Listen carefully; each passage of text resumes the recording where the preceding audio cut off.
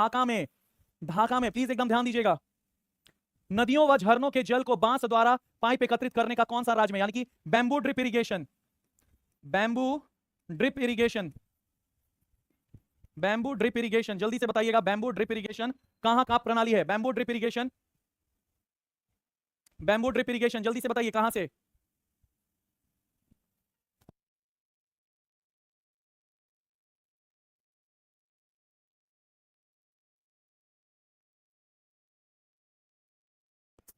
मेघालय इसका आंसर हो जाएगा। सही उत्तर क्या हो जाएगा? मेघालय हो जाएगा। मेघालय याद रखना, रैट होल माइनिंग हो, रैट होल माइनिंग हो, रैट होल माइनिंग, ये भी आपका मेघालय। अब यहां एक क्वेश्चन मैं आप लोग से पूछता हूं, देखते हैं कि कौन मेरा अर्जुन है जो इसका सही जवाब दे सकता है।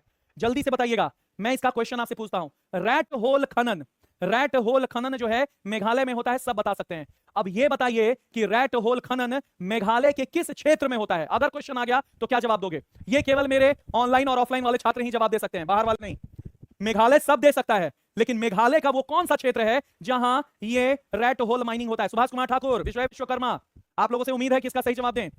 मेघालय के वो कौन सा क्षेत्र होगा? असम नहीं है, मेघालय होगा। मेघालय का वो कौन सा क्षेत्र होगा? शिलोंग नहीं, चेरापूंजी, गलत। मेघालय, प्रवीण यादव, मेघालय तो हम भी बोल रहे हैं। मेघालय का वो कौन सा क्षेत्र है? केवल और केवल मेरे मेरे ऑफलाइन और ऑनलाइन के छात्र ही इसका जवाब दे सकते हैं और कोई नहीं। आज पहली बार मैं यूट्यूब पे बताने जा रहा हूं और इसलिए मैं कहता हूं 9 बजे वाला क्लास हमेशा देखते रहना। तो ये एनसीईआरटी के वही पेज और वही बॉक्स में है जहां किसी का ध्यान नहीं जाता है, उसका नाम है जोवई, जोवई। तो मेघालय के जोवई में रैट होल खनन होता है कोयला का, रैट होल खनन होता है कोयला, चूना पत्थर, मैं बता दे रहा हूं किसका किसका होता है, कोयला, चूना पत्थर, डोलोमाइट, डोलोमाइट याद रखना है, डोलोमाइट, चूना पत्थर, कोयला, डोलोमाइट याद रखना है, कोयला, डोलोमाइट। समझ में आया? जोवई होता है, जोवई याद रखना है, जोवई होगा। तो ये बहुत कम लोगों को पता था, जोवई इसका सही उत्तर होगा मेघालय। तो मेघालय तो अधिकांश शिक्षक पढ़ाते हैं, लेकिन आप एनसीईआरटी में जब डिटेल में पढ़ोगे तो उसी के नीचे जोवई लिखा हुआ है, याद रखना है, जोवई। अगला क्वेश्चन है, सबसे अधिक वर्षा क्षेत्र कौन सा है?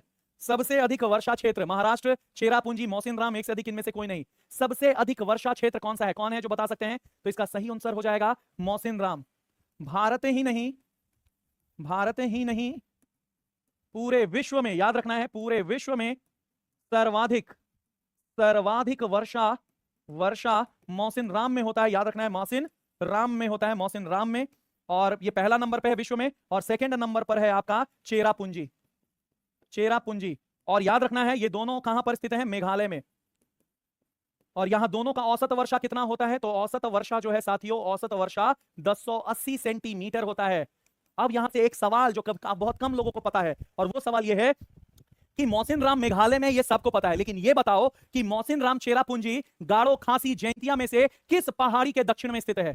गारो खासी जयंतिया में तीनों में से किस पहाड़ी के दक्षिण में आपके मौसिन राम चेरापूंजी स्थित है? कोई बता सकता है? वेरी गुड, एक सही जवाब मुझे आ रहा है, एक सही जवाब आ रहा है, और इसका आंसर हो जाएगा खासी की पहाड़ी, खासी पहाड़ी, याद रखना है, खासी पहाड़ी के दक्षिण, खासी पहाड़ी के दक्षिण में याद रखना है मौसिन राम और चेरापूंजी स्थित है। खासी की पहाड़ी के दक्षिण में मौसिन राम और चेरापूंजी स्थित है, जो विश्व की सबसे नम स्थान है। बिहार की सबसे नम जिला कौन है?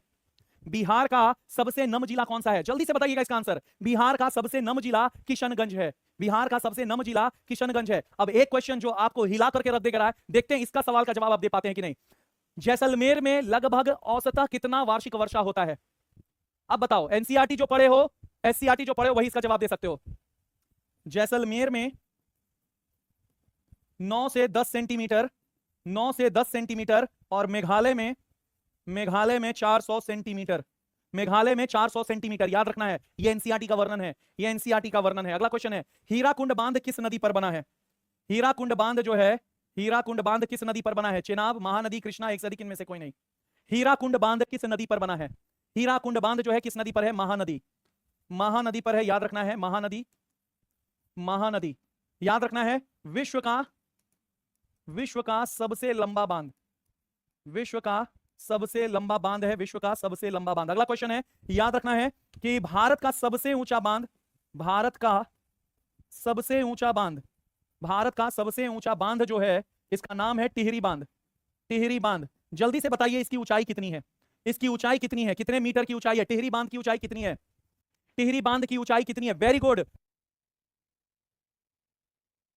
तो इसका आंसर हो जाएगा 260.5 मीटर। टिहरी बांध की ऊंचाई 260.5 मीटर है।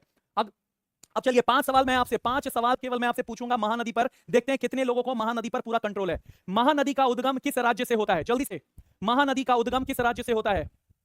महानदी का उद्गम किस राज्य से होता है? तो महानदी का उद्गम आपके छत्तीसगढ़ से होता है। 36 आएंगे, 36 जाएंगे। अगला क्वेश्चन है, महानदी का उद्गम किस जिले से होता है?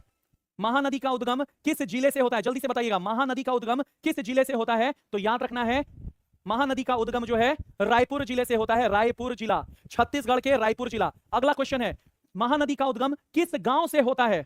महानदी का उद्गम किस गांव से होता है?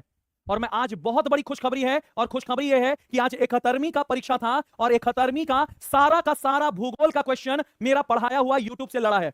मैं वैसे शिक्षकों में से नहीं हूं जो है वो किताब खोल करके दिखा दूंगा कि देख सारा मेरा बुक से लड़ा है। तो वैसे तो हम एनसीईआरटी और एससीईआरटी उठा करके दौड़ा देंगे कि देख पूरा बुक से लड़ा है। बुक से नहीं, एक एक क्वेश्चन मेरा यूट्यूब से पढ़ाया हुआ आया है। एक एक क्वेश्चन यूट्यूब से पढ़ाया हुआ आया है। देखिए कमेंट भी आ रहा है, आज मुझे छात्र फोन कर करके तबाह कर दिए। देखिए धीरज एजुकेशन लिख रहे हैं, आपका पढ़ाया हुआ बीपीएससी से आया है। आज छात्र परेशान कर दिए मुझे कि सर आपका 3-4 क्लास में क्वेश्चन ऐसा लड़ा है कि पुराना हमको क्लास देखने की जरूरत ही नहीं पड़ी है। विश्वकर्मा भी बोल रहे हैं, तो बिल्कुल मैं आपको प्रूफ दे दूंगा। आप बोलिएगा तो प्रूफ दे दूंगा। एक एक क्वेश्चन मेरे केवल यूट्यूब से पढ़ाए हुए आया है, यूट्यूब से पढ़ाया हुआ आया है, याद रखना है। अगला क्वेश्चन है, जल संग्रहण के कौन कौन से तरीके हैं? वर्षा जल, भूजल, बाढ़ जल संग्रहण, एक से अधिक, इनमें से कोई नहीं। कौन कौन के तरीकों से, कौन कौन से आज आया था सेल्फ स्टडी सेंटर? बिल्कुल भाई मुझे पता है, अब यही पढ़ाया है। क्या लिख रहे हैं? चलिए आगे बढ़ते हैं। तो इसका आंसर क्या हो जाएगा? इसका आंसर हो जाएगा डी आंसर हो जाएगा। बिल्कुल सही जवाब इसका आंसर। सारे जल को संचयन किया जा सकता है, सारे जल को संचयन किया जा सकता है, याद रखना है। भारत में मीठे पानी का प्रमुख स्रोत कौन सा है? वर्षा, भूजल, वायुमंडलीय, पायमनी, एक से अधिक। भारत में मीठे पानी का प्रमुख जल स्रोत कौन सा है? वर्षा, भूजल, वायुमंडलीय, पानी। जल्दी से बताइएगा, जल्दी से बताइए इसका आंसर क्या हो जाएगा। वेरी गुड, काफी लोगों का सही आंसर आ रहा है।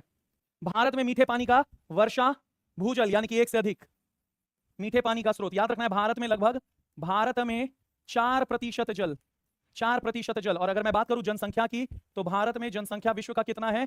तो 17.5%।